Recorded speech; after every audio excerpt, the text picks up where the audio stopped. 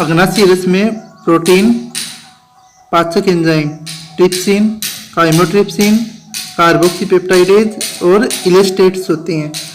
ठीक है, तो ये सब प्रोटीन को पचाने वाले एंजाइम तो हो गए ट्रिप्सिन, काइमोट्रिप्सिन और कार्बोक्सीपेप्टाइडेज। और जो भोजन में इलास्टिक तंतु होते हैं, इलास्टिक तंतुओं को पाचन करने का कार्य करता है इलेस्टेट्स। ठीक है, इससे पहले हमने पढ़ा था वसा का पाइसीकरण।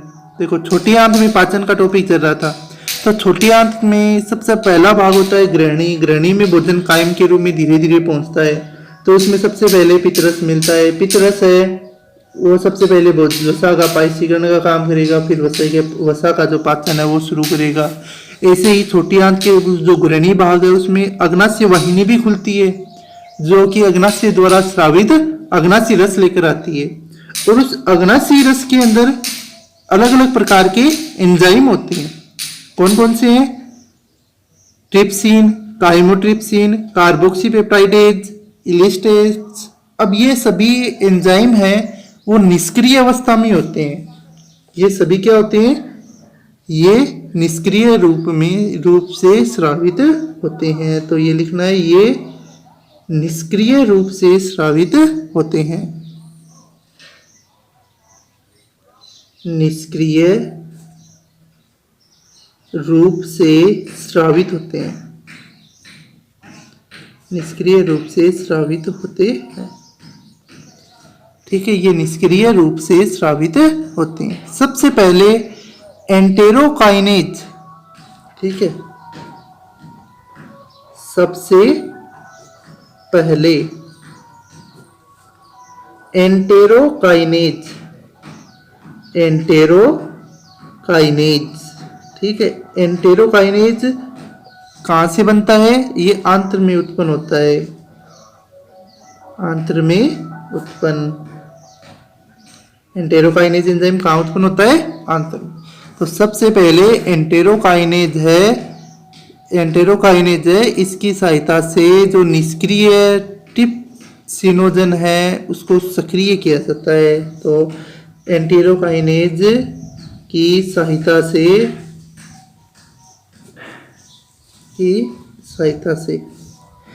निष्क्रिय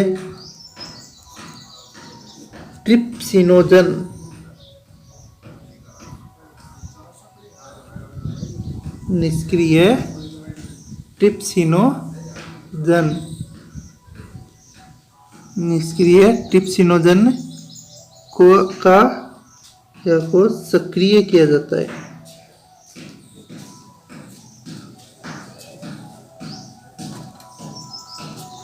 निष्क्रिय ट्रिप्सिनोजन को सक्रिय किया जाता है। ठीक है, यानी ट्रिप्सिनोजन है, ये निष्क्रिय अवस्था में है। इसको एंटेरोकाइनेज की सहायता से सक्रिय ट्रिप्सिन में बदला जाएगा। एंटेरोकाइनेज, ठीक है, ये होता है निष्क्रिय। एंटेरोकाइनेज की सहायता से इसको बदला जाता है ट्रिप्सिन में, और ट्रिप्सिन ये होता है सक्रिय। ठीक है, अब इसके बाद जो ट्रिप्सिन एंजाइम है यह काइमोट्रिप्सिनोजन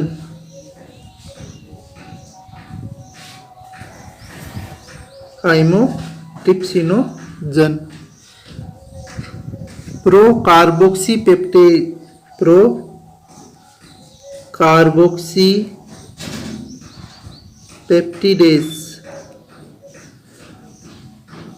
इसके अलावा प्रो इलेस्टेट्स। ठीक है, ये तीनों होते हैं निष्क्रिय।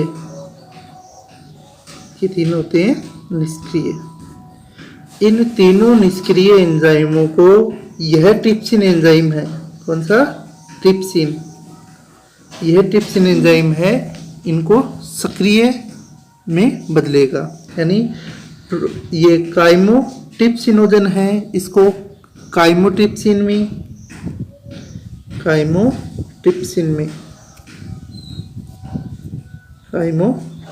में प्रो कार्बोक्सी पेप्टिडेज है, इसको ट्रिप्सिन है वो कार्बोक्सी पेप्टिडेज में बदलेगा, कार्बोक्सी पेप्टिडेज। और प्रो इलेस्टेट्स है, इसको ट्रिप्सिन है वो इलेस्टेट्स में बदल देगा। अब ये हो गए सभी सक्रिय। अब ये पाचन की क्रिया है वो शुरू कर देंगे।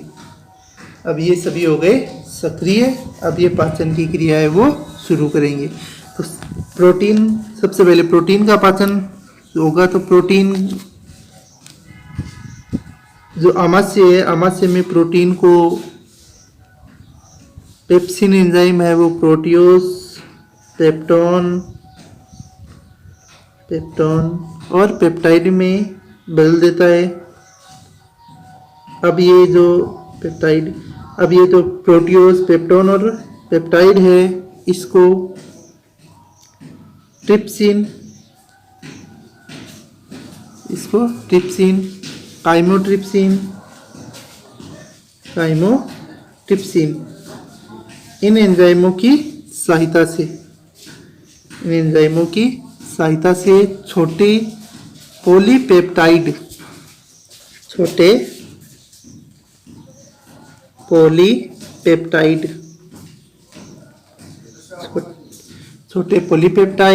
ट्राइपेप्टाइड एवं डाइपेप्टाइड में बदला जाता है। ट्राइपेप्टाइड एवं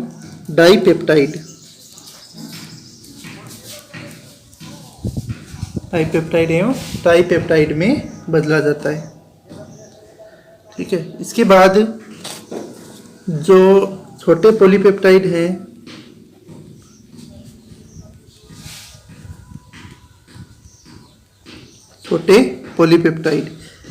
इस छोटे पॉलीपेप्टाइड को कार्बोक्सी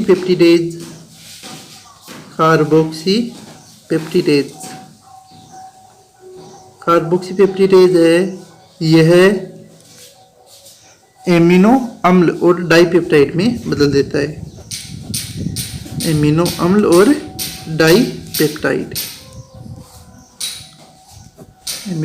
डाइपेप्टाइड में बदल देता है।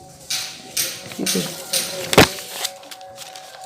इसके अलावा आपको बताया था इलेस्टेट्स है, ये भोजन में उपस्थित इलास्टिक तंतुओं का पाचन करता है।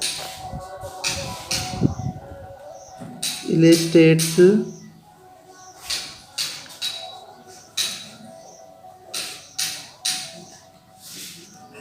भोजन में उपस्थित इलास्टिन तंतुओं का पाचन करता है। इलेस्टेट्स है, ये भोजन में उपस्थित इलास्टिन तंतुओं का पाचन करता है। इसके बाद जो अग्नाशयी रस में उपस्थित एमाइलेज है, वो स्टार्च, ग्लाइकोजन और अन्य जो कार्बोहाइड्रेट अणु हैं उनको जल अपघटित कर माल्टोज, ओलिगोसेकेराइड, डाइसेकेराइड आदि में परिवर्तित कर देता है। ठीक है, जो एमाइलेज है एक शक्तिशाली एंजाइम होता है जो ग्रहणी में उपस्थित समस्त स्टार्च है वो लगभग आधे घंटे में पचा देता है। तो आगे क्या लिखना है? अग्नाशयी एमाइलेज द्वारा, इसके बाद अग्नाशयी रस में और कौन सा एंजाइम इन सभी के अलावा? एमाइलेज। तो यहाँ पर लिखेंगे हम अग्नाशयी एमाइलेज द्वारा, अग्नाशयी एमाइलेज द्वारा स्टार्च,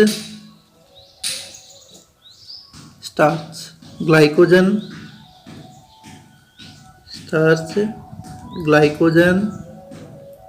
एवं अन्य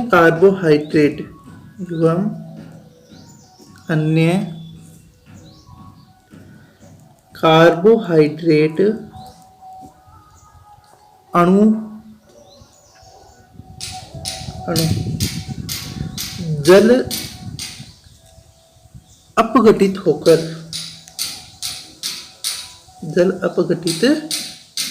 होकर माल्टोस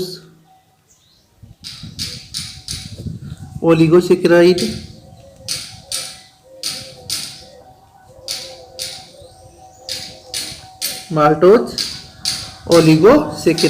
में परिवर्तित हो जाते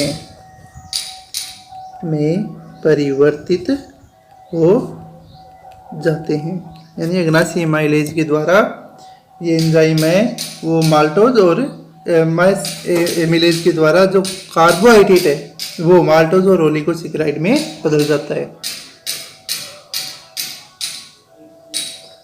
जो एमाइलेज एंजाइम है यह शक्तिशाली एंजाइम है।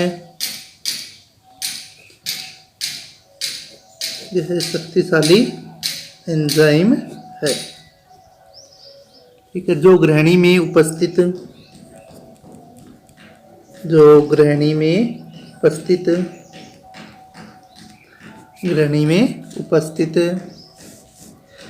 समस्त स्टार्च को लगभग आधे घंटे में पचा देता है।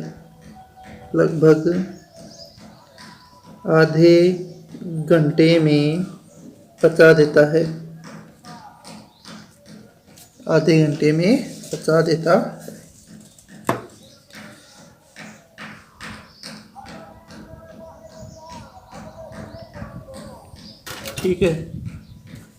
तो प्रोटीन के पाचन की क्रिया, कार्बोहाइड्रेट के पाचन की क्रिया, अब वसा के पाचन की क्रिया। तो वसा को पाचन करने का काम करता है लाइपेज एंजाइम। ठीक है। तो जो पाइसीकृत वसा यानी वसा के पाइसीकरण से पाइसीकृत वसा का निर्माण होता है। पाइसीकृत वसा है, इस पर लाइपेज एंजाइम क्रिया करता है, और यह लाइपेज एंजाइम है इसको वसा अम्ल व मोनोग्लिसरल्डिहाइड में बदल देता है।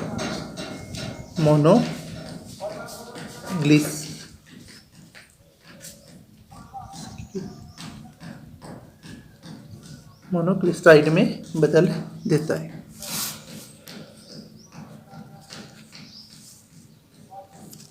ठीक है। फिर जो छोटी आंत के द्वारा जो एंजाइम स्रावित होते हैं वो क्रिया करते हैं। ठीक है। यानी छोटी आंत से स्रावित आंतरीय रस, छोटी आंत से कौन सा क्या स्रावित होता है? आंतरीय रस।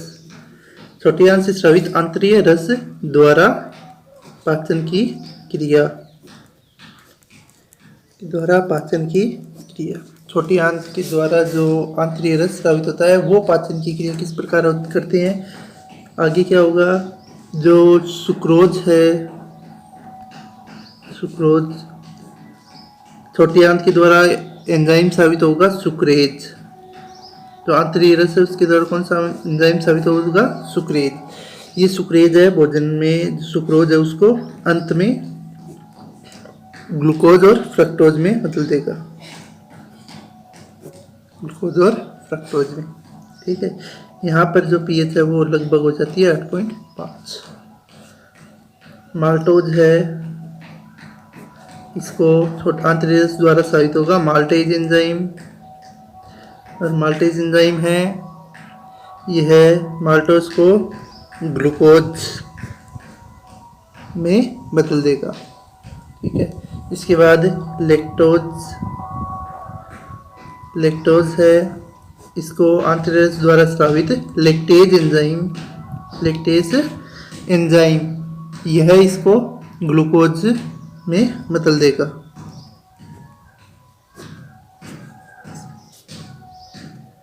ठीक है। पॉलीपेप्टाइड और डाइपेप्टाइड। पॉलीपेप्टाइड व डाईपेप्टाइड। पॉलीपेप्टाइड व डाईपेप्टाइड, पॉलीपेप्टाइड और डाईपेप्टाइड है, इसको एमिनोपेप्टिडेस है, इनको एमिनोपेप्टिडेस है, वो एमिनो अम्ल में बदल देगा, एमिनो अम्ल में बदल देगा। ठीक है, तो ये हो गई छोटी आंत के द्वारा जो आंतरिक रस स्रावित होते हैं उनमें जो एंजाइम है वो किस प्रकार भोजन को पचित कर देते हैं। अब ये पूरा भोजन है वो ग्लूकोज, एमिनो अम्ल और वसा अम्ल है, इनमें बदल जाएगा। ठीक है, अब देखो कार्बोहाइड्रेट है, कार्बोहाइड्रेट जटिल अवस्था में है। पाचन की परिभाषा हमने पढ़ी थी, जटिल भोज्य पदार्थों को सरल भोज्य पदार्थों में बदलने की क्रिया को पाचन कहते हैं। तो जब जटिल भोज्य पदार्थ जब हम भोजन ग्रहण करते हैं तब उनमें कार्बोहाइड्रेट, प्रोटीन, विटामिन, वसा, खनिज लवण ये मुख्य रूप से तत्व उपस्थित होते हैं। इन तत्वों का पाचन होता है। तो कार्बोहाइड्रेट जटिल पदार्थ हो गया, इसको सरल पदार्थ में यानी ग्लूकोज में बदल देंगे। लास्ट में इसका पाचन के समय किस में बदल जाएगा? ग्लूकोज में। ऐसे ही प्रोटीन है वो जटिल पदार्थ हो गया और जब इसका पाचन होगा यानी सरल पदार्थ में बदलेगा तो प्रोटीन है वो बदल जाएगा एमिनो अम्ल में। ठीक है, वसा है वो वसीय अम्ल और मोनोग्लिसल्डिहाइड है उसमें बदल जाएगा। अब ये छोटे पदार्थों में बदलने के बाद जो भोजन पच चुका है इस पचित भोजन के अवशोषण की क्रिया होगी, यानी पाचन की क्रिया विधि है। उसका तीसरा पॉइंट है अवशोषण। 3 नंबर पॉइंट है वो लिखना है अवशोषण। पचित भोजन का अवशोषण। ठीक है, पचित भोजन का आंतर की उपकला कोशिकाओं के माध्यम से क्या लिखना है? पचित भोजन का आंतर की उपकला कोशिकाओं के माध्यम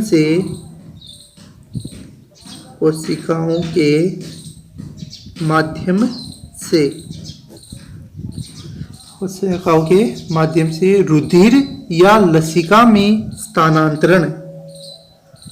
रुधिर या लसिका में स्थानांतरण।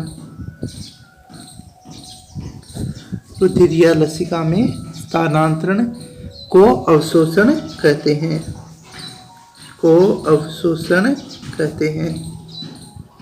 ठीक है, यानी जो पूरा पचित भोजन है उसको रुधिर में या लसिका में भेजने की, स्थानांतरण करने की क्रिया है वो अवशोषण कहलाती है। रुधिर पूरे शरीर में प्रवाहित होता है। ठीक है, तो उसके द्वारा जो पूरा पचित भोजन है वो पूरे शरीर के सभी भागों तक पहुंच जाता है। आगे लिखना है इसमें अधिकांश पदार्थों का अवशोषण शुद्धांत्र में होता है। अधिकांश पदार्थों का अवशोषण शुद्धांत्र में होता है। छोटी आंत के शुद्धांत्र भाग में भोजन के अवशोषण की सर्वाधिक क्रिया होती है। अधिकांश पदार्थों का अवशोषण शुद्धांत्र में होता है। वसा में घुलनशील कुछ पदार्थ, वसा में घुलनशील कुछ पदार्थ, वसा में घुलनशील कुछ पदार्थ एल्कोहल व औषधि, जैसे एल्कोहल व औषधि आदि आमाशय में अवशोषित हो जाते हैं। आदि आमाशय में अवशोषित हो जाते हैं। ठीक है, यानी एल्कोहल और औषधि वगैरह है, इनका अवशोषण आमाशय में हो जाता है। और वृहदांत्र है, उसमें मुख्यतः जल का अवशोषण होता है। वृहदांत्र में मुख्यतः जल का अवशोषण होता है। वृहदांत्र में मुख्यतः जल का अवशोषण होता है। ठीक है, देखो आगे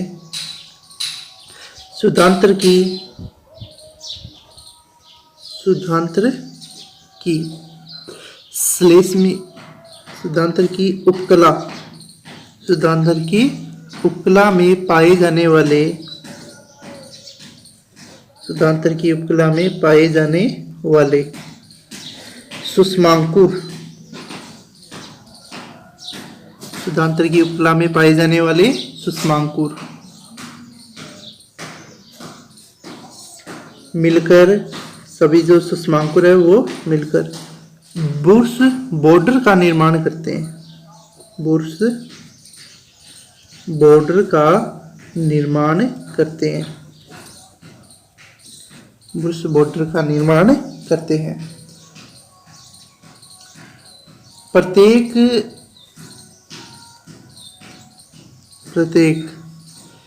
जो सुषमांकुर है उसमें लसिका कोशिका और रुधिर कोशिकाएं हैं वो पाई जाती है। प्रत्येक रसांकुर में लसिका कोशिका व रुधिर वाहिनियां पाई जाती है। प्रत्येक रसांकुर में लसिका कोशिका व रुधिर वाहिनियां पाई जाती है। पाचन के अंतिम उत्पाद जो अवशोषित होते हैं वो मोनोसेकेराइड, एमिनो अम्ल व वसीय अम्ल होते हैं, जो कि रुधिर व लसिका कोशिका में चले जाते हैं और वहां से पूरे शरीर में भेज दिए जाते हैं।